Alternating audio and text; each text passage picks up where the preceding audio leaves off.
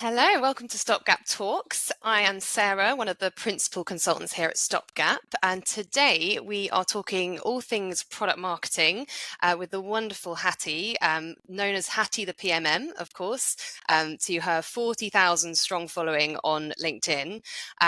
Hattie and I met several years ago when you were a candidate of ours, and from then, you've gone from strength to strength, obviously founding this fantastic community, productmarketers.com, which really just elevates the careers of so many product marketers around the globe. And we're delighted to have you on, Hattie, to talk about hiring your first product marketing manager or product marketing team, and also to support those looking for work in this space as well. So, Hattie, would you like to just introduce yourself in your own words? Yeah, thank you so much, Sarah. And it's great to be here. So hello, everyone. I'm Hattie the PMM. I founded productmarketers.com. I was previously a CEO, CMO, and product marketing manager within tech with over 11 plus years in the world of tech. And it has been amazing to see product marketing grow as a function, not only in the US, but now in the UK and in Europe. And I built out productmarketers.com, as you said, Sarah, to really allow PMMs to become the best product marketing manager that they can be. So great to be here. I'm excited for this discussion. Fantastic. Thank you for joining us. So I guess we're talking hiring your first product marketing manager in a minute, but just in your own words, Hattie, the essence of what a product marketing manager is would be a helpful starting point. So can you talk us through the essence of it? Yeah, for sure. So where people typically go wrong, Sarah, is people think that product marketing is marketing the product when it couldn't be further from the truth. Product marketing is more of a strategic function, but also we do the tactical elements as well. We act as a consultant that comes in and looks at what needs to be built on the positioning, the messaging, the foundation to the actual company as a whole. And then we work strategically with other departments like sales, product, customer support, marketing to then build out the collaterals that sit on top of it. For example, I like to say that we are the architects to a building. You don't just expect us as product marketers to come in and start painting a building that hasn't even built yet. We set the foundation in which everything sits upon. So that's why product marketing in general has been such a strongly built foundation within the US tech scene. And it has taken a while for us to see that level of understanding here within the UK and within Europe. Because in America, they're definitely going much faster in terms of building out their tech companies, but also leveraging product marketing as setting the foundation across all the different teams. So sales do not create any sales collateral or any forms of slide decks or anything without product marketing's help. Like customer support does not outreach to any current customers, but also prospective customers without product marketing's help, because we do the groundwork in setting the foundation, setting the understanding of how we differentiate ourselves. How do we vocalize that in terms of our messaging? How do we make sure that we are winning deals that the competition is going after, and how do we make sure that everyone is aligned in various different forms of organizations, whether they're large to small to scale up, and make sure that everyone is singing to the same hymn sheet. And that's what we do as product marketing managers. Fantastic. Yeah. I mean, I love that description of you being the architects, for sure. And with that in mind, if you're, say you are a startup looking to hire your first marketeer, is this the starting point? 100%. I don't think that there's a better ROI that you can have, especially as a founder, especially within tech or any organization. Honestly, it can be B2C, it can be B2B. Your first marketing hire should be your product marketing manager. And here is why. Because if you hire your product marketing manager first, what we will do is we will come in, we will understand the groundwork in terms of what actually led us to get the customers that we currently have. Okay, maybe the organization wants to move away from SME, small businesses, but now we want to get into enterprise. Okay, then us as a PMM, we can come in and understand how have we landed previous enterprise organizations? How do we then ramp that up in terms of what collateral do we need? What strategy do we need? How do we work with sales in order to do that? How do we then translate that into messaging that resonates? How do we then position ourselves as an organization from the ground up? And then all of the collateral sits on top of it.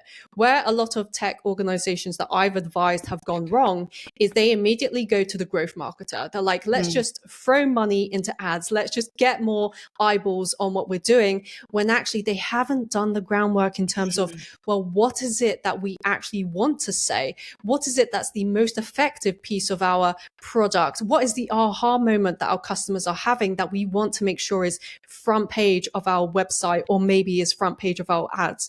So hiring the PMM first is actually the best way to mitigate all of the challenges that come further down the line, where typically organizations will dive headfirst after a round of funding, hire loads of growth marketers or general marketers or social media marketers, and then have to cut the team 3 to 6 months down the road because they actually haven't done the strategy piece, which is the product marketing piece. And what's more important is make sure that your PMM, if you are hiring one, especially if they are your founding PMM, make sure that they are in the room on the executive level, and make sure that they're in the room on the strategy level, amongst the C-suite, amongst the executives, amongst the senior stakeholders in your organization. Why? It's because they can take the context in which why you're making decisions as a company, why we're going in specific routes, and take that context and then use it as part of the product marketing that can then be distilled across the different teams. So that way sales aren't running in a different direction or saying different, we promise you X, Y, Z in our feature set, when actually they get the deal over the line, but then it leads your company going into a completely different direction versus where you as an organization have agreed with your investors, have agreed with your stakeholders, have agreed all in all. So making sure that the PMM is there from the get-go and we understand the context as to why decisions are being made allows us to then use that context in terms of the final product of what your prospects see, of what your contextualized customers see. And then everything just seems like it's going in the right direction and all of the teams are working in harmony. And this is crucial for organizations over the 500 employee mark, 1,000 employee mark, where it starts to become clogged with backlogs and stifled by, people getting in the way, or things are starting to slow down, when actually the product marketing function speeds it up rapidly. So that's why it's like the most important hire to have in your organization when you're considering building out your marketing function.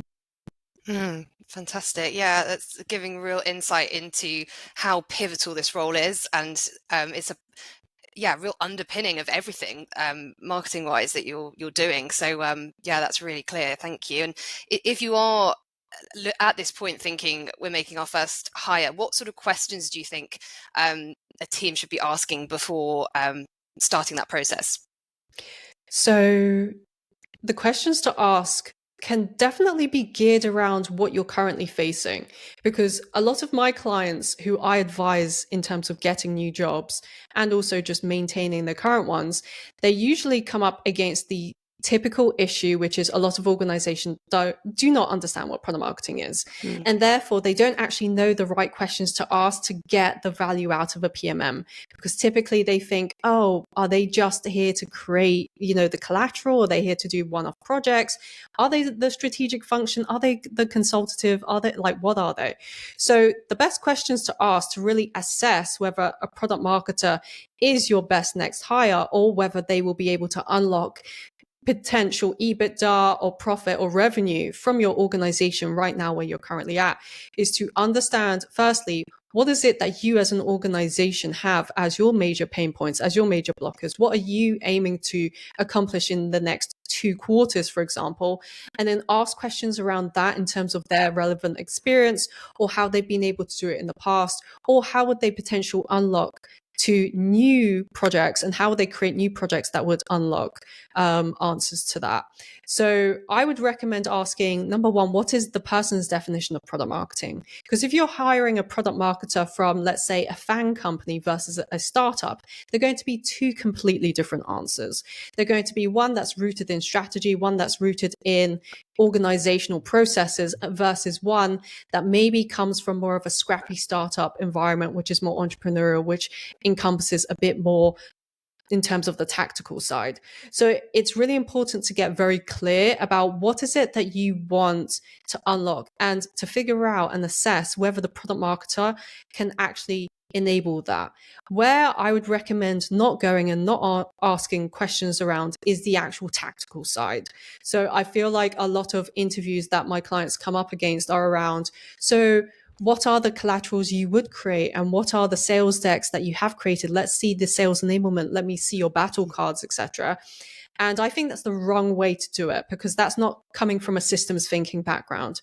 If you're really building out and investing in your product marketing team right now, it's super important to go to the depth of systems thinking. Systems thinking is, okay, well, what is it that we currently want to accomplish? But also, where do we want to take this organization in the next year to 5 years, potentially? And especially if you are, for example, an AI tech company and you're building out your product marketing team, this is crucially important, because where AI powered was like your differentiator in the past is now becoming the norm. So now how do you differentiate from all the other organizations that you come across? And therefore, how do you then hire the right PMM to unlock the goal that you want?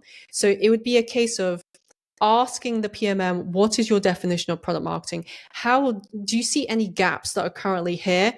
And then if you really want to go deeper with a PMM, and this is something that isn't utilized, but it should be, is actually pay the PMM to do a bit of consultative work as part of the interview process. And here's why.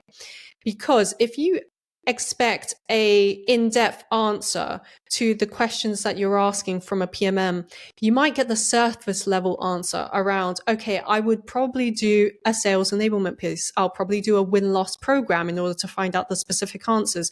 But if you want to go in-depth to see if this person is going to be a truly good fit, I would highly recommend putting a little bit of budget aside to then have the PMM do a piece of like consultative work as part of the interview process to really understand if they're a good fit for you.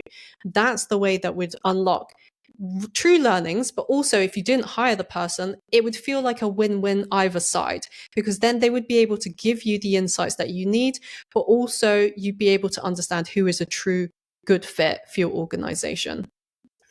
That's a fantastic tip. And I think I see so often these tasks are set, but they aren't consultative pieces of work. And obviously candidates find that frustrating and don't necessarily put their all into it. And actually that's, fantastic tip for hiring managers, especially if it's the first time they're hiring for this role. I think seeing the value that this person can add in real terms, that's brilliant. And just going back to what we were talking about in terms of unlocking sort of what they can do for you. I think historically, and this is sort of years ago when product marketing was perhaps even less established, I found each product marketing job description I got was slightly different in terms of the transferables they were looking for. And at that time, people without product marketing titles, you're looking at marketing managers who maybe have some core skills and core strengths to transfer across. What would you say? Maybe name 3 of the sort of core strengths of a marketeer who has the potential to become a fantastic product marketeer. Oh yeah, so it's a great point. Firstly, around the founding PMM coming into an organization, because as a founding PMM, in essence, the 3 main ways that you would be able to really crush it in an organization, but also add the most amount of value to an organization as quickly as possible, is number 1, go in with a very strong consultative mindset, if not act like a business strategist. If you act like a business strategist and a consultant, you're able to look across all the different departments to see where the weaknesses are, to see where the gaps are. And basically you're acting as the CMO for the product that you own.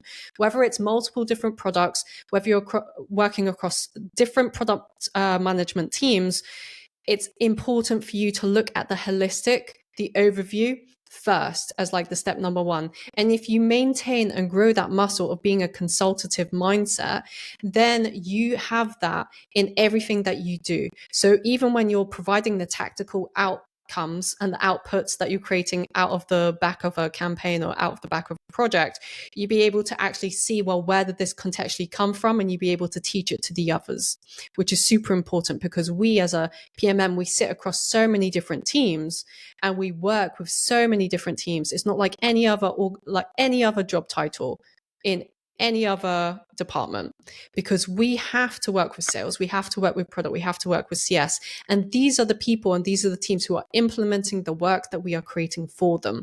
So it's super important that we come in with a consultative mindset. But the second is to make sure that you have strategic visibility.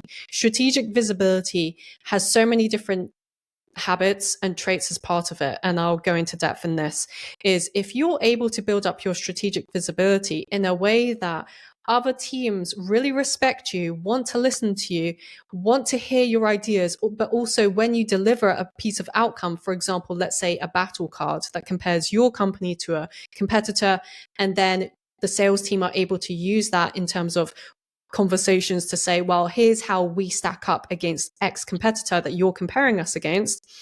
Then when you actually create it, they will use it.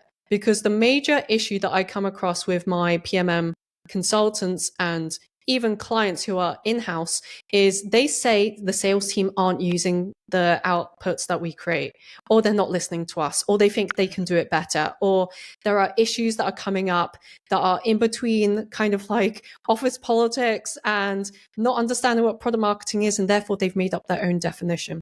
That's why it's super important to be visible strategically to make sure that your assets land. Because here's the thing, Sarah, if other people in the other departments who work with us as a PMM aren't using what we're creating, it is not useful. It is a waste of time. And this is especially important for employers who are considering bringing in the PMM function. This is why I mentioned bring them into the strategic executive level stakeholder meetings, because if you're able to build up the importance and the respect factor of the product marketing division in your organization, then other teams will too. And heads of those teams will bring in the PMM whenever they need them, but also just to be on the fly on the wall and to understand what is the context in which the other teams are learning, what they're hearing from customers, what they're hearing from prospects. So the second is to really build up that muscle, because if you don't, you will create assets that go unused. And if they go unused, the organization either regresses or it stays the same, or you're just not moving in the direction that you want the organization to move in within the next quarter to 2 quarters. And the third, I would say, is super important, is to make sure that you are taking into account what your employer is saying, what the market is saying, and being able to have boundaries, but also be assertive. It's a really interesting place where us as PMMs fall into, where a lot of my clients are on the introverted side. They are people pleasers. They typically are, as like in terms of their personality set. And I think what makes the best PMMs, ironically, are the people who are introverted, who are people pleasers, who are empaths. Why? It's because they actually care about the customer. They actually care about the prospect. And I'm telling you, if you hire a PMM who cares about the customer above all else, you will not go far wrong. It will actually work even better. But the thing is, with people who have these personality types, is they typically get railroaded by the louder voices in sales, get railroaded by the louder voices in product, the CTO, the developers who want to build whatever they want to build, right? Without actually taking into account, well, what is it the customer actually needs? The organizations that I see in tech who are absolutely crushing it right now are the ones who are not just, they say they're customer first as part of their, 5-point principle of like our culture in this company, but actually they hire the PMMs who are truly customer first and they listen to them. There's a huge difference between saying you're customer first and then actually listening to the PMM who is saying, actually, if we do this, we build that feature set, it's actually going to deviate from what our customers actually truly want right now. And therefore, you're putting resources into something that might appease stakeholders or investors or the VC or the private equity fund, but actually it's not actually appeasing our customers or potential prospects. So this is the fine line that we as PMMs face. And that's why it's super important to build up and invest in yourself. If you don't have that muscle of being assertive or being able to negotiate or being able to get people bought into what you're saying, it's crucial to build up the soft skills as part of the hard skills as well. Where I find a lot of product marketers, even senior ones who are 30 years in the game, who I'm coaching right now, 30 years based out of Boston, Silicon Valley, they have not taken the time to build up the soft skills as well as the hard. They've like thrown themselves into the courses, into the certifications. And I'm like, I always pose the question to them is, if every other product marketing manager has taken the exact same course as you, the exact same certification as you, has read the exact same books as you, what is it that differentiates the great from the mediocre? If they've taken the exact same hard skills, and it is literally the soft skills, it's your ability to be strategic in how visible you are, but also how you get your stakeholders to get bought in to what you're producing and the projects that you're actually bringing to the surface, and to make sure that your senior leadership listens to you and is able to implement and respect the fact that you've done the legwork in terms of the market research and everything that's gone along with it. I love this stuff. I love how definitely what you're saying, different roles, different personalities and different roles, there is so much correlation there in terms of what makes you tick and how that translates in your delivery. But yeah, what you're saying about kind of flexing those muscles is so important. I think for all of us in any role, actually, someone once described it to me like your personality can be like a hob, a gas hob. And when you know where the settings are naturally fitting, you can turn it up or turn it down. And yeah, I guess what you're saying with product marketing, actually, you might be naturally more of an empath and a listener and an introvert, but actually turning up that assertiveness will set you up for success. And I think that's really powerful. And so essentially what you're saying, so those core transferable skills are more kind of the soft side. And like you say, you can, the hard skills can be learned, but the softer side and your strategic output is so important. So we've already touched on this already in terms of getting these people in the room for strategic conversations, but how else can a team set up their product marketeer for success? Yeah, to truly set them up for success, I highly recommend giving them a budget, either monthly or quarterly, to use towards however they want to use it. And here's why it's so important, because then they can actually use specific amount of budget towards, let's say, customer interviews or prospect calls to get them on a call with gift cards or whatever they want to use to incentivize them. Or they can use it towards AI tools that would speed up, let's say, a win-loss program or some sort of collateral that they're creating, or maybe even like using AI to build out slide decks or any bit of collateral that they need.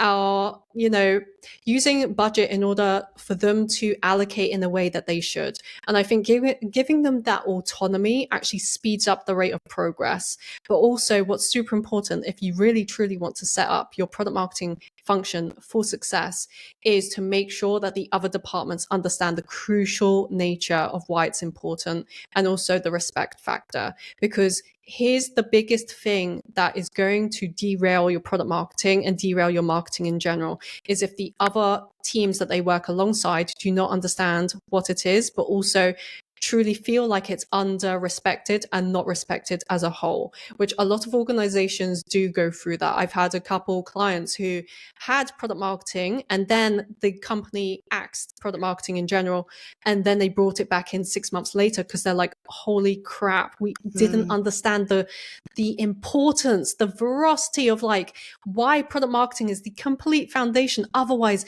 all the other teams are running in their own different directions depending on what they want to do versus what's important for the organization. So it's super important if you're building out your product marketing function, whether it's one person or 10 or even 100 PMMs, it's super important to do the groundwork in laying out to the other heads of departments why it's important for them, how it adds value to their teams. So for example, for sales, it actually increases the probability and the conversion rate of closing deals if you have product marketing, because they're able to provide the intel to your sales team without them having to do that groundwork. To the product team are doing their own interviews in terms of customer interviews for the feature set, but the product product team needs interviews in regards to what is the market saying, how are we stacking up against competitors, and that's the PMM's job. Versus, the CS team, the customer support team, are dealing with our amazing customers, but they're trying to figure out, how do we unlock more profit, more EBITDA out of our current customer set? Product marketing can help do that as well. So if you truly want to set up your product marketing team for success, give them a budget, allow them to have autonomy, but also give them a voice, allow them to share their learnings in the places where other teams are learning from. Is that a company-wide town hall every month? Is that a company update like Slack channel that you have once a week? Allow product marketing to be a strategized, self-standing function as part of that update, and you will feel the other teams start to work in harmony around the product marketing division. And that's how the organizations that I'm seeing in tech who are making insane amounts of ground up are using their product marketing function as their strategic lever to strategically have high leverage across their entire organization through their product marketing. And I've also seen this through PE firms, private equity firms, who heavily invest in organizations, then build out their product marketing function to do exactly this. Yeah, brilliant. And that understanding of what the value is and what it really means to be a product marketer is so important for all organizations. Absolutely. So moving on to, we touched on it there, sort of how AI, I mean, we could open a can of worms here, couldn't we? I mean, AI is obviously a huge topic. We could do a whole separate podcast on it. But in terms of this role specifically, you mentioned a couple of things there that it's impacting and helping with, but anything else that you would add to that in terms of AI? Yeah, so AI is going to be a huge unlock to a lot of PMMs. But like I've said, a lot of PMMs just haven't been given the budget to use towards it. So I throw product marketing events here in London on a monthly basis. And the last panel event that we had, so it's a mini conference, and the last panel had a PMM from Intercom, a very senior PMM from Intercom. And basically what she was explaining was, AI is being used in a way that they are now acting like a director of AI tools. That's the premise of the entire company. So the entire company now is kind of working in a hackathon sort of way, where people don't actually have like actual job titles, which again is another point of product marketing, where you can have someone specific to go to market. You can have a sales enablement person, or you can have a product marketing manager who encompasses all different assets. But what's fascinating is the PMMs who are going to have the biggest impact on an organization, and organizations who will move faster than your competitors, are the PMMs who have the AI tools and they act as directors of it.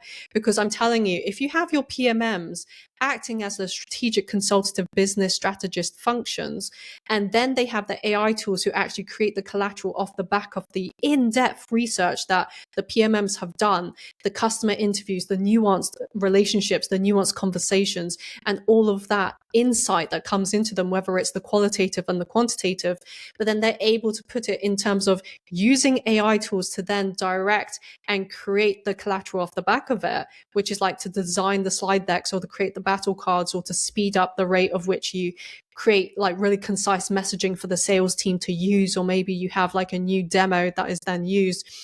It will speed up the absolute growth of your entire organization across so many different teams. And the balancing of the human and the digital element is, if you use the digital, the AI for the tactical, but then you use the human for the actual consultative, strategic, like the actual understanding of what is happening within the organization, but also outside of it in the market, that is where you can have the biggest learnings, but also the biggest ROI on the PMM. Yeah, absolutely. A big time saver as well for that person to focus on the strategizing that they are so naturally good at. So gives them that space. Absolutely. So moving on to candidates, because I know that obviously you coach a lot of people in this field. So it's a competitive market at the moment, as we know, across all marketing disciplines. But as a product marketer looking for their next move, how can they differentiate themselves in this market? Yeah, so it's only a difficult market for those who just haven't figured out the game. And the game is really to understand where is the aligned incentives. And this is something that I teach all of my clients, which is figure out what are the incentives of the organization, but also what is it that they really want to accomplish within the next quarter or the next couple quarters. Really delve deep into it. A lot of PMMs who I coach, and I see how they interview and their interviewing style. And because they are introverted, because they are people pleasers, they will literally just take the information, or they're just being asked a barrage of questions and they just keep answering it, blah, blah, blah, blah, blah. When actually it should be a conversation like we're having right here. It should be a back and forth, ping pong, understanding what it is they're trying to get to, but also being able to have the wherewithal to ask questions back and say, hey, before I answer that question, let's like double click on that. I would like to understand more. And then it's all around like the framing of how do you, as a PMM or someone who's trying to break into product marketing, for example, how do you then leverage what you've previously done and then put that into a story that is compelling according to what is it that they want to accomplish? So step number one is really understanding what is it from the JD or the conversations that you're having with the internal recruiters or the recruiters in general, or maybe with Stopgap, is to understand what is it that they're trying to accomplish and then orientate everything that you're saying around that. And this is why personal branding is so important. And actually everything that I've mentioned so far is actually all around personal branding, believe it or not. It's about your personal brand when you're inside the organization and how people are perceiving you and how visible you are and how respected you are and what aura that you're giving off whenever you enter into a meeting and how you actually enable other people that you work with to get to their goals. But also when you are interviewing, it's all about your personal brand. It's not necessarily about your gravitas or your years in employment. It's about how do you distill the information in a way that that person on the other side of the call really wants to receive it. And also, what is it that they need? Do they need someone who's just a yes person, or do they need someone who's going to probe a little bit deeper to understand what is it you're trying to get to? And therefore, what are the results that I can speak to in my past that has allowed me to get there? And this is why I'm so bullish on coaching people to really not want to change themselves, but to lean into themselves even stronger. A lot of people feel like, oh, I'm interviewing and therefore I need to act like I'm a different version of me. When I'm all about, no, just lean into what has allowed you to be so good at what you've been doing so far, whether it's in a completely different industry and you're trying to break into product marketing, or whether you've been in product marketing for 30 plus years and you're still finding it difficult. There's some sort of limiting belief there we need to unpack.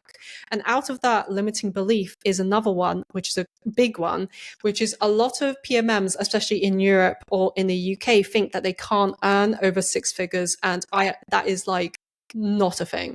That is a limiting belief. That's a fallacy. Because I have coached many PMMs within 3 to 6 months, they've landed a six-figure job.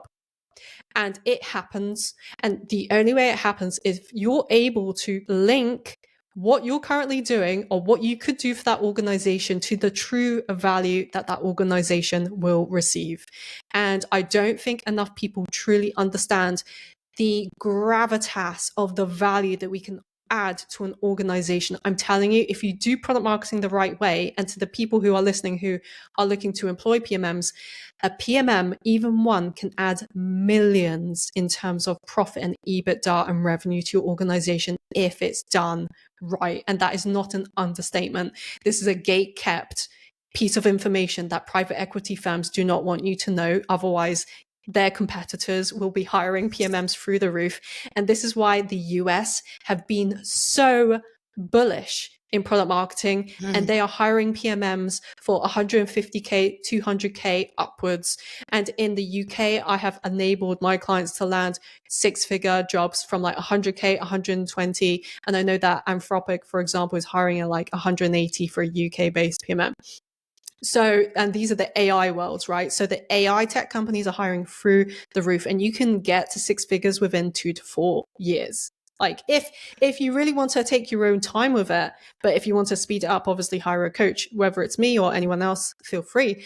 But it's so important to lean into how are you portraying yourself and how are you portraying the function of product marketing, which is so overlooked, so misunderstood, so undervalued, because people typically think that product marketing is marketing the product, which from our conversation so far is literally the opposite. It's literally the groundwork, the strategy, the implementing what will actually unlock further revenue in terms of your current customer set, but also new ones from the different teams that we work with. It is so crucial, so crucial. And therefore, an organization would be so willing to pay, let's say, 150K in terms of a salary, whether that's encompassing stocks and, like all the benefits and private healthcare, whatever, to then unlock 1 million, if not, let's say, conservatively 500K if you're a scale up or if you're a fully fledged organization. So yeah, the career pathway in product marketing is so exciting. There is so much to be had. There is so much room for more PMMs, especially with now more AI companies and tech companies in general getting funding. And product marketing is the way to go if you are building out your marketing team. Absolutely. And the two-way street that this is, the organization understanding the value and then the individual understanding their value. And this is why it's so important to have this conversation on both sides. And then it can unlock so much in terms of our ROI and just, job fulfillment for the product marketeer as well. It's, really interesting. Thank you, Hattie. And moving on to you mentioned there it's an exciting time in the market. I mean, what does excite you about the next 2 to 3 years in this landscape? Oh my goodness. I feel like product marketing is going to be the number one differentiator between the companies who absolutely grow and fly versus the ones who stagnate, especially if you're a scale up or a larger organization. And it's going to be so crucial to the fact that the organizations that I'm seeing now who are heavily investing in product marketing are seeing their company and their organization differentiated very clearly to the market, and they're seeing a true impact on the revenue. Now, when it comes down to actually measuring a PMM's impact directly, you might not be able to actually see it, but you will be able to see the direct impact through the other teams that a PMM works with. And I typically feel like the organizations that I'm seeing who want my advisory, so I do advisor for some organizations on the product marketing lens, they are showing that there is a true growing demand for product marketing, especially here in Europe and the UK, and companies are following the US hiring models. Even in Brazil right now, Brazil is like the hotspot for product marketing. Product marketing is actually the job title to have in Brazil because it's so new and it's so fresh. And I feel like the other areas of the world outside of the Western world are now catching up to how important it is. So it is a world of excitement, but also there are concerns. The concerns are the organizations who are cutting back on product marketing, thinking that if they just gas what they've currently done, that they will be able to keep growing. And that is not the case. Is not the case. You have to keep investing in product marketing even when things are going right. It's like going to the gym and saying, hey, I quit the gym now that I'm muscly and now that I've hit my goal. No, you have to maintain it. Otherwise, you literally regress. It makes zero sense. So I'm seeing organizations literally scrap their entire product marketing team and then they're rebuilding it back from scratch 6 months to 9 months later. And they're asking me for my advice. And I'm like, well, dude, like, not to be rude, but why did you even think that? So a growing challenge that I find amongst PMMs who are let go or have redundancy, they typically think it was them or their value that they provided, and I'm like, no, from everything that we've delved into, you have done amazingly well. You added a ton of revenue to the organization. For some reason, they still saw marketing as a cost center when actually it's a profit center. And just because you can't directly see the impacts of product marketing, it doesn't mean the impacts weren't there. The impacts were seen through the other teams. And that's why I highly recommend employers look to A/B test different quarters, look to A/B test different, like, year on year, see what's growing, and then attribute especially some of that revenue to product marketing because it has come from there. Just because you don't see a direct correlation between X number and Y number, it doesn't mean it didn't happen. So a challenge is really overcoming that, the understanding of product marketing, and the understanding that product marketing is a function that you should invest in whether things are going wrong, but also when things are going right. Yeah. So in summary, don't find out the hard way that product marketing is driving so much revenue and having such an impact. Absolutely. So the key takeaways from what we've discussed so far, should we just summarize some of those key highlights? If you could summarize maybe 2 things to tell somebody hiring and 2 things to tell a candidate, summarizing what we've said. Yeah. So to the people who are hiring PMMs, the time is now to start building out your product marketing function. Do not think that AI will be your product marketer. I've seen some really loony LinkedIn posts saying ChatGPT is my product marketer. And then they say, no, sorry, I didn't mean that. I meant like the actual tactical side, which is basically what I mentioned in terms of, sure, if you want to create like a bit of copy, feel free, but you have a lot of like groundwork to be done ahead of that. So hire into a product marketer, even if it's just one, just to see what you can unlock across your different teams.